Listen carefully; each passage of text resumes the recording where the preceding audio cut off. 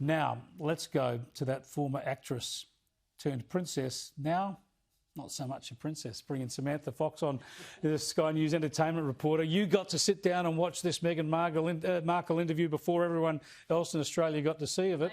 What did you make of it? Oh, I can't wait. No, I'm going out to dinner with my wife, but I think she might want me to tape it.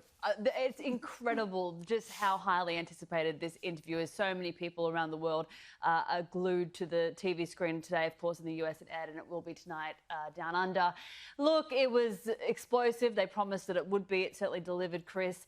It started off the interview, Oprah, I guess just speaking to Meghan about what's expected from the interview. Meghan said they weren't paid for the interview. And the first, I guess, bombshell that came out of it was, if you cast your mind back to the royal wedding a few years ago, there was a headline that came out of it a few months later saying that Meghan had made Princess Kate cry, the Duchess of Cambridge. That wasn't exactly what happened. Let's have a listen. A few days before the wedding, she was upset about something pertaining to, yes, the issue was correct about flower girl dresses, and it made me cry, and it really hurt my feelings. And I thought, in the context of everything else that was going on in those days leading to the wedding, that it didn't make sense to not be just doing what everyone else was doing, which was trying to be supportive, knowing what was going on with my dad and whatnot.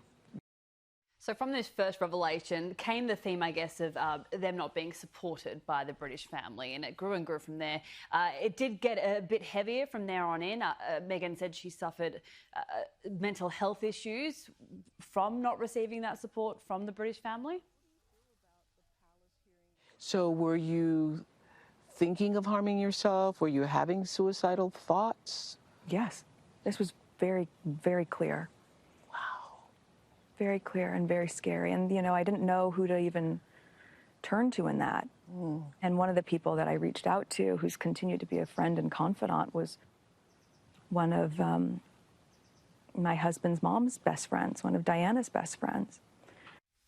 Well, we can't ridicule anybody for raising issues like that. She was under enormous strain. We all have sympathy for her, but, gee, she likes playing the victim. And we're talking about tears over bridesmaids' dresses and stuff like this. I mean, it's like, you know, Married at First Sight more than the future of the royal family, isn't it? Look, to be honest, I did think that watching this. I thought perspective goes a long way, doesn't it? The privilege they have. I love that she's speaking out about the mental health issues, but that's what Prince Harry and William have always done. They've always been such strong advocates for mental health and for community. And I just feel, yeah, it sort of, she has played, in my mind, to a particular extent, the victim card. Do we know who she spoke to then? She said it was a friend of Diana's. No one was named in this. There was also, look, and this has been one of the, I guess, the segment that will make international headlines, Chris. Who are you tipping? I will mention. I just want to mention. Oh, sorry, you want to do this next? I was just going to say, before you do that, I reckon I'm going for Elton John. Yeah, you're probably spot on there, but actually. this next bit you're going to mention, I got a feeling I know what you're going to mention. Yeah, this is just incredible. because I think this is the revelation that really sort of struck me. And look, I'll let her do the talking.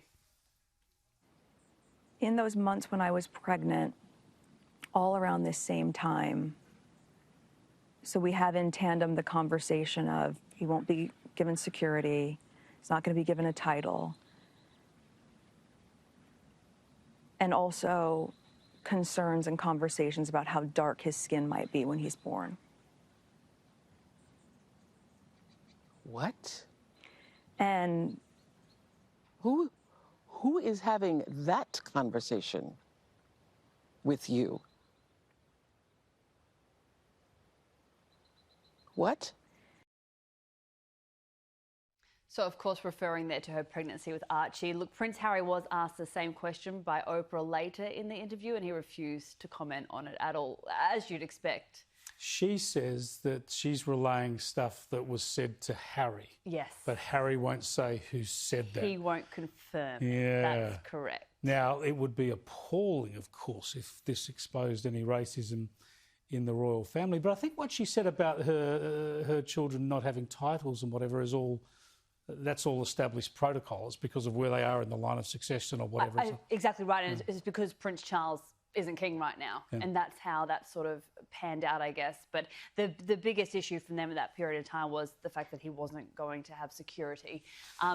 Prince Harry also went on to say that his relationship with Prince Charles was quite fractured. He wasn't taking any of his calls, but he was calling him last year, which I found quite interesting. And he was obviously financially cut off from the royal family when they stood down in January last year.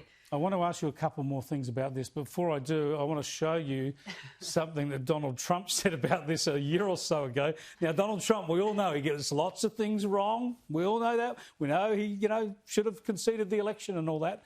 But have a look at this. He might have got this one right. Harry and Meghan Markle chimed in on the U.S. election and essentially encouraged people to vote for Joe Biden. What do you get your reaction to that? I'm not a fan of hers. And I would say this, and she probably has heard that, but I wish a lot of luck to Harry, because he's going to need it. There we go. Yeah, they're all going to need to be like. Now, they say they didn't get paid for the interview, but $9 million went to Oprah Winfrey's company. Harpo Productions. So somewhere they're getting some money out of that somewhere. Well, look, I would like to think that maybe this would go to a charity. After all this, it would be nice to see that happening. I don't think that's the case. They have signed multi-million deals with Netflix and Apple and everything else over the past few months. So, they're in a pretty good position right now. People will be talking about this interview for many days to come. I think so. And are we going to see an encore? Are they going to do any more interviews, do you think? Apparently, there was so much of the interview, Oprah couldn't fit it all in. So tomorrow, they're showing more of the interview and dissecting it with her good friend, Gayle King. So I'm sure we'll be talking about this for a few more days to come. Great stuff. Thanks, Sam. Chris. Samantha Foxon there, the entertainment reporter here at Sky News. You'll be watching that, some of you here. Don't watch that. Just watch us here on Sky and we'll talk about it. Keep you up to date with all you need to know.